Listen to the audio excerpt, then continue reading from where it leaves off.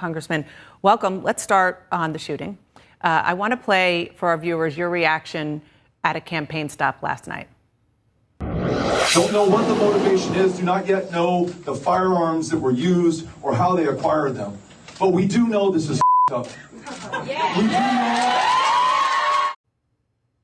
Yeah, the rhetoric that we've used, the thoughts and prayers that you just referred to, it has done nothing to stop the epidemic of gun violence, to protect our kids, our families, our fellow Americans in public places, at a Walmart in El Paso where 22 were killed, in Sutherland Springs, in a church, 1 or 2 a day all over this country, 100 killed daily in the United States of America. We're averaging about 300 mass shootings a year. No other country comes close. So yes, this is f***ed up. And if we don't call it out for what it is, if we're not able to speak clearly, if we're not able to act decisively, then we will continue to have this kind of bloodshed in America.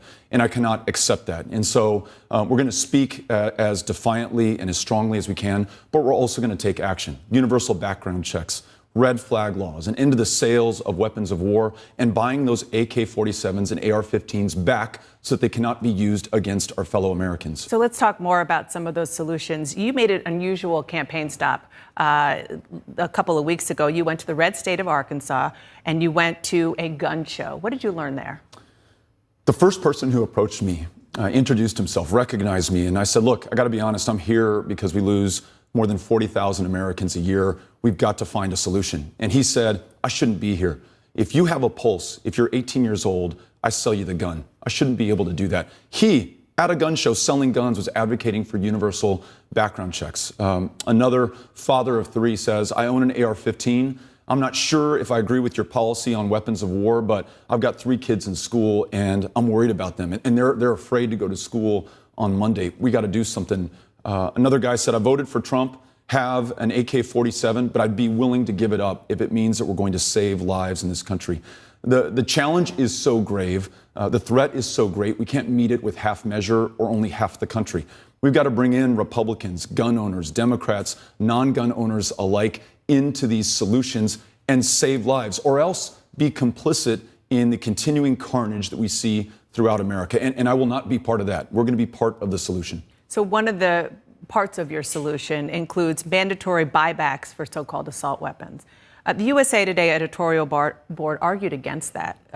They said that you are playing into the NRA's hands, and here's what was part of that editorial. The legislation would absolutely be doomed if it included a mandatory buyback provision. Anything smacking of confiscation would breathe life and energy into the not from my cold dead hands crowd, endangering law enforcement and likely putting a full stop to any further gun safety measures. What's your response? You know, more than I worry about the politics or the polling, more than I care about what the NRA has to say on this, I care for my kids and this country and people who live in terror every day. People in El Paso, Mexican Americans who say, I feel like I have a target on my back. I'm afraid to go out in public. Kids who thinking about going to school tomorrow, haven't gone through active shooter drills, already know which bookcase they're going to pull down, which window they're going to jump out of. This is not right, and we should not accept it, and we should be honest with ourselves. Universal background checks will help. Ending the sales of weapons of war will help,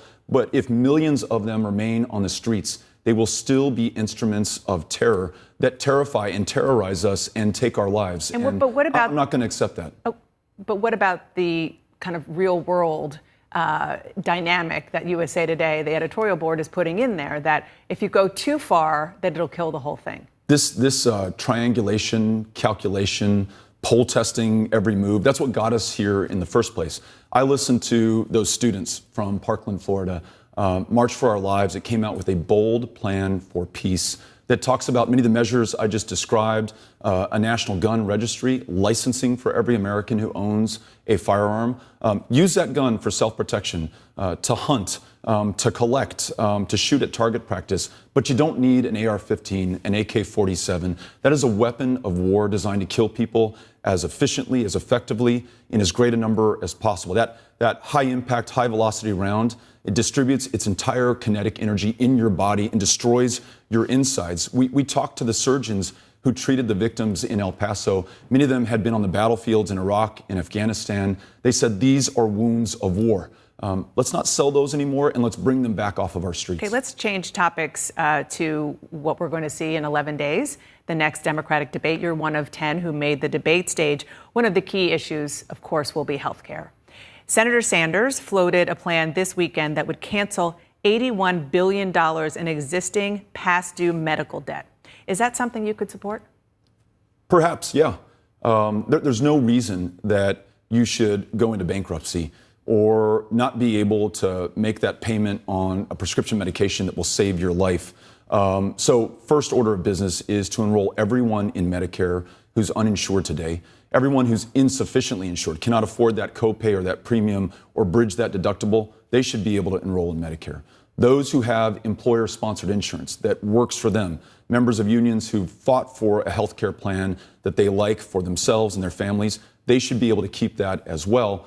And then those who have accrued that medical debt, if we can help them as well, let's do that. But I think the goal should be universal, guaranteed, high-quality care, primary care, mental health care, and every woman making her own decision about her own body and having access to the care that makes that possible. Okay, so you just suggested this in your answer. You do not support Medicare for all, which Senator Sanders and some other opponents of yours do. You said it would, quote, force 180 million Americans off their insurance. Do you think a candidate who supports Medicare for all can beat Donald Trump in 2020? Yes, I do. I think anyone in the field of candidates who's running right now not only would be a better president, but will be able to beat Donald Trump. If I'm not the nominee, I'm going to do everything I can to win that nomination. And you don't think a Medicare for all plan would hurt that? But if I'm not, I'm going to get behind whoever the nominee is and work my heart out and work with my fellow Americans to make sure that not only do we defeat Donald Trump, but that we achieve these priorities.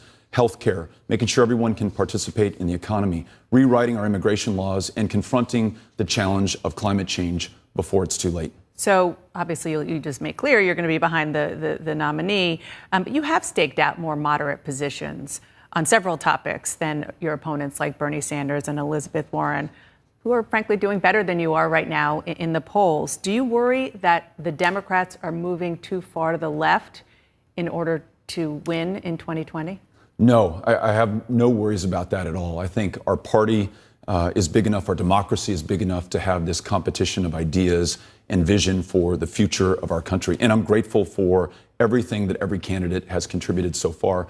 My positions, I don't think are moderate or conservative or liberal. They're reflective of the people that I've listened to. Those union members who've said, look, we fought for this health care plan. I want to be able to keep it. And I want to make sure that we also extend health care to those who do not have it today. I don't know where you put that on the political spectrum, but it makes sense to me, it made sense to them, and I want to make sure that I'm representing their interests and serving them as President of the United States. Congressman Beto O'Rourke, thank you so much for coming in today. Thank you. Appreciate it.